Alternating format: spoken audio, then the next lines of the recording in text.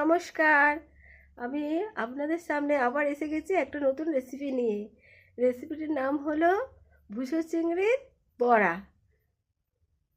এটা করার জন্য কি কি উপকরণ লাগে আপনাদের দেখাবো। তার আগে একটা কথা বলে নিই, আমার চ্যানেল হচ্ছে জয়গুরু 77। আমার নতুন ঘরে বসে নতুন নতুন রান্না পেতে হলে অবশ্যই আমার চ্যানেলকে ফলো করুন, আর প্রত্যেকটা ভিডিও দেখতে হলে অবশ্যই আমার চ্যানেলকে সাবস্ক্রাইব করে রেখে দিন। এবারে কি কি উপকরণ লাগে আপনাদেরকে দেখাবো।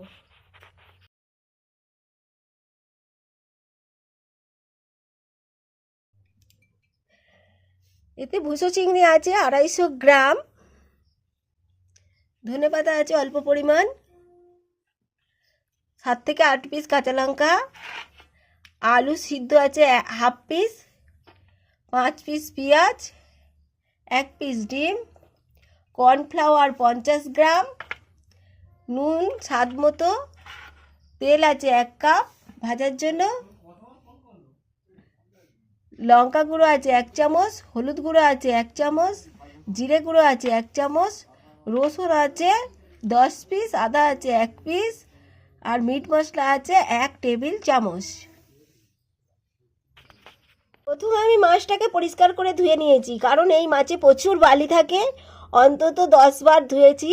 পুকুরে ধুয়েছি আমি, কিন্তু সবার তো পুকুর নেই, শহরাঞ্চলে পুকুর থাকে না, যার জন্য কলে অন্তত ভালোভাবে ধুয়ে নেবেন। আমি পুকুরে ধুয়েছি 10 বারের মতো, না হলে কিচকিচ করবে, প্রচণ্ড বালি হবে, খেতে পারবেন না, বলবেন কি পকোড়া হলো। ব্যাস।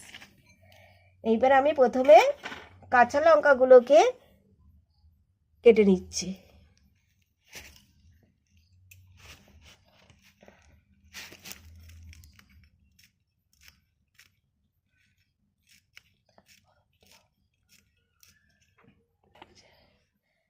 এইবারে আমি কাঁচা লঙ্কাগুলো কেটে দিচ্ছি এইভাবে গোল গোল করে, গোল গোল করে এইভাবে কেটে নিচ্ছি।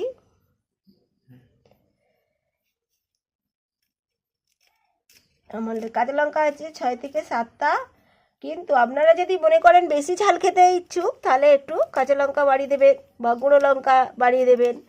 আমি মোটামুটি ঝাল দিচ্ছি পরিমাণ মতো।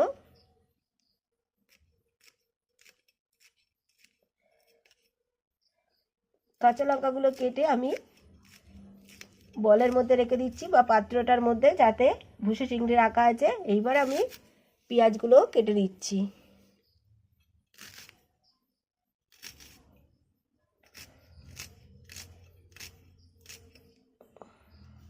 এইভাবে পেঁয়াজগুলো কেটে নিচ্ছি।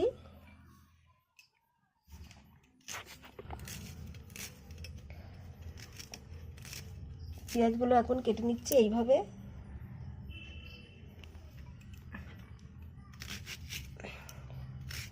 এই চিংড়ি মাছের বড়া খেতে খুবই সুস্বাদু, একবার খেলে মনে হয় যেন বারবার করে খাই। এই শীতের মরশুমে বিকেলের দিকে চা কফি সঙ্গে এই সব পকোড়া খেতে খুবই ভালো লাগে। পকোড়া বা বড়া, যে যেরকম পারে বলে। আমি এখন বড়া করছি। খুব একটা তেল দেবো না, বড়ায় পকোড়া তেল করতে গেলে প্রচণ্ড তেল চাই। গোল গোল করে ভালো করে ডুবো তেলে ভাজতে হয়, কিন্তু আমি বড়া বানাবো আজকে। সবসময় তো পকোড়া করে আপনাদের খাওয়াই, দেখাই বা আমরা খাই, আপনারাও করে খান। ভিডিওটা কেমন লাগছে অবশ্য কমেন্ট করে আমাকে জানাবেন। আমার চ্যানেল হচ্ছে জয়গুরু 77। এখন জয়গুরু 77-এর রান্নাঘরে রান্না হচ্ছে ভুসো চিংড়ির বড়া।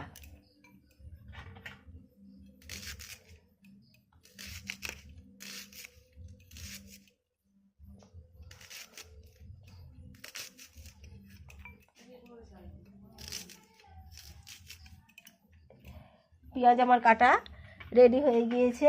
এইবারে আমি রসুনগুলো 10 পিস রসুন আছে, সেটা কেটে নিচ্ছি। এখানে আজকে আমি কোনো বাটা মশলা ব্যবহার করছি না, সবই কেটে নিচ্ছি। আর কিছু গুঁড়ো মশলা আছে আমার, দুশো চিংড়ি বড়ার জন্য।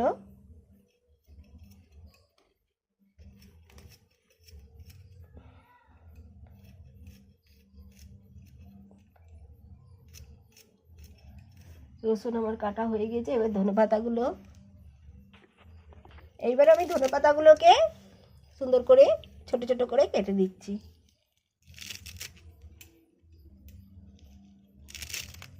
এইভাবে ছোট ছোট করে ধনেপাতাগুলো কেটে নিচ্ছি।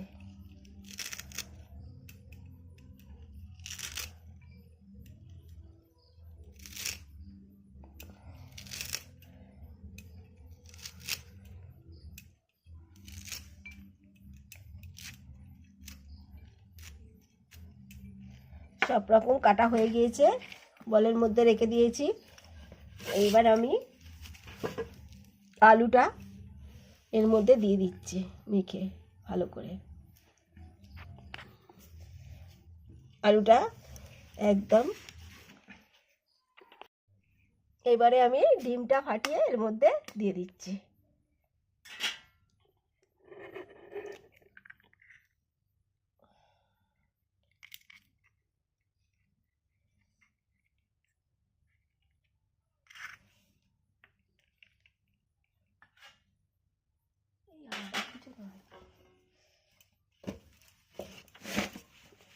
আদাটা আমি ছোট ছোট করে কুচিয়ে দিয়ে দিচ্ছি।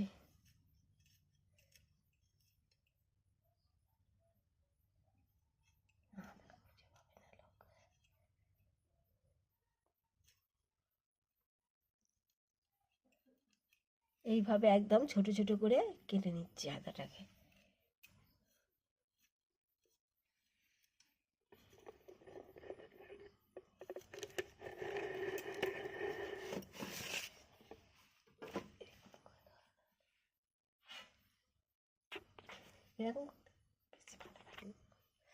এইবার আমি লঙ্কা গুঁড়োটা 1 চামচ দিয়ে দিচ্ছি,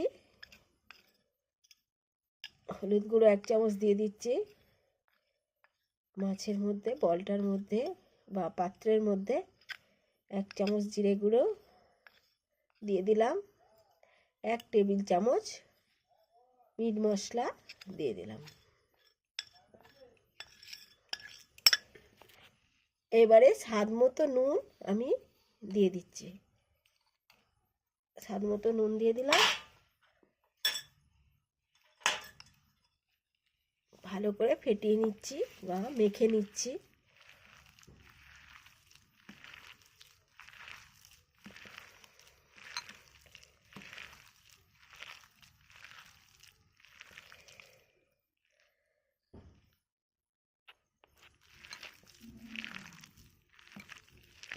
সুন্দর করে ফেটিয়ে নিচ্ছি বা মেখে নিচ্ছি, যাতে প্রত্যেকটা উপকরণ ভালোভাবে মিক্সড হয়। এইবার আমি কর্নফ্লাওয়ার দেব অল্প অল্প করে, 1 চামচ দিলাম। যতটা পরিমাণে দিয়ে লাগে সেই অনুযায়ী দেবো, বেশি দেবো না। 2 চামচ।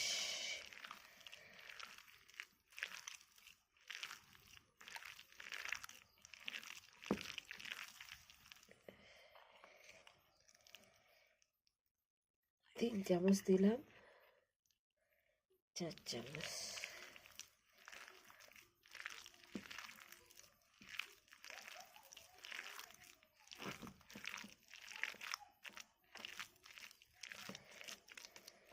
আর একটু দিয়ে দেব।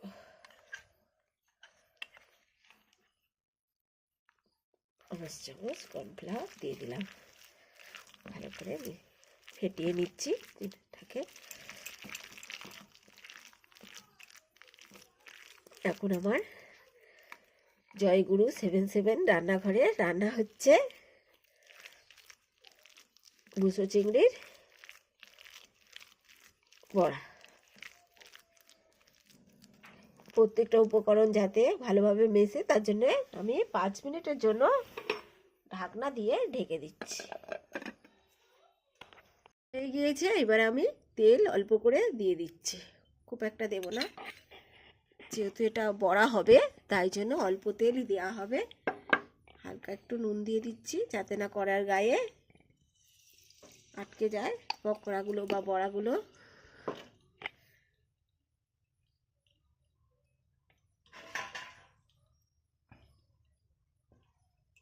এদিকে তেল গরম হচ্ছে আমার।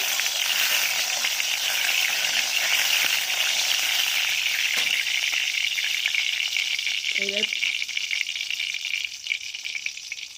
5 মিনিট হয়ে গিয়েছে, এটা খুলে নিই। দেখুন কি সুন্দর মিশ্রণগুলো মিশে গিয়েছে। এইবার আমি অল্প অল্প করে নিয়ে বড়া ভাজবো। এইভাবে এইভাবে দেব। এই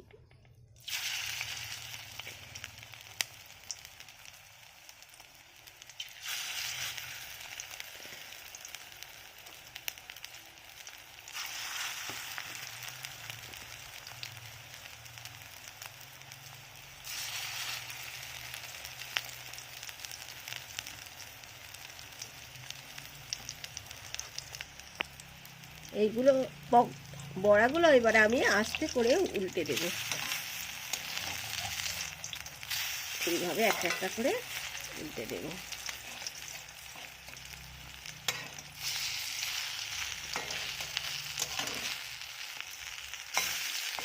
হালকা স্টিম রাখবেন যাতে বড়াটা ভালো ভাজা যায়। গ্যাসের স্টিম অবশ্যই আস্তে রাখবেন, কারণ ভালোভাবে ভিতরটা ভাজা হয় যাতে। উনুনে করলে উনুনেরও আঁচ আস্তে রাখবেন। আমি আজকে গ্যাসেই করছি, আমার শাশুড়ি গ্যাস নিয়েছি।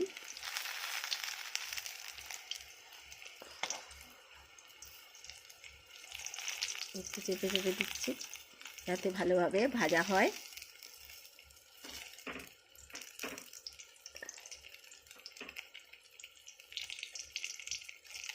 এইভাবে চেপে চেপে দিচ্ছি।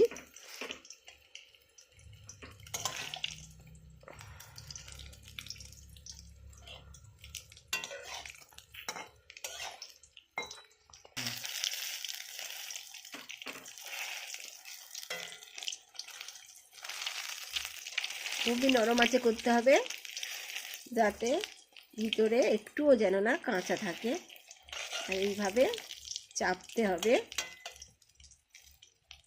যাতে বড়াটা খুব সুন্দর হয়।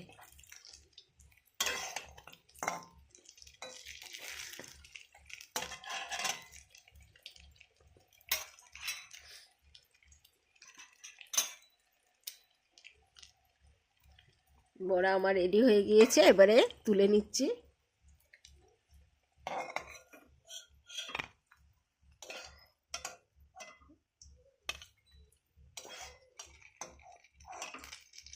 খুব দারুণ সেন্ট ছেড়েছে, খেতেও খুব দারুণ।